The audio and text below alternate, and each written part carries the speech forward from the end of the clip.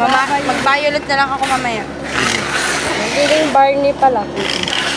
Grabe yung transformation. Malis ka na dyan, RJ. Nag-uusap kami ni Joy. Makinig ka na naman eh. Oo naman. Sama ba? Gusto mo lang makapakinig ng usapan eh. Dito sinama mo ako sa Batangas, no? Ayoko pala mo nito. Sakit. Buhay yung packet. Sakit mo naman magsalita. Sabihin mo. Binubuhat ko nga ang sarili. Sabi ko, papalam mo. Huwag na, sama ka pa sa budget ko. Sabi mo. Gusto mo ikaw daw nalamunin mo. Oo. Hi!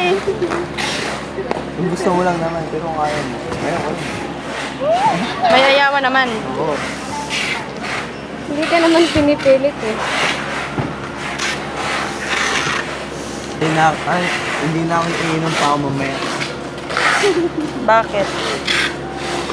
Pakinggan mo kasi sinasabi niya. Hindi ka na mainom? Hindi na ako iinom pa ako mamaya. Inom pa ako ng bulo. Ang gulo. Magulo talaga yung mga lalaki. Men! Yung babae magulo. Kayo yung magulo. Mga walang one word. No. Ewan, hindi ako alam.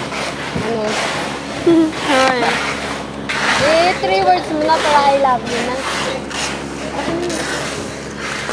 Uy! Sa! Wala pa binili yung kain.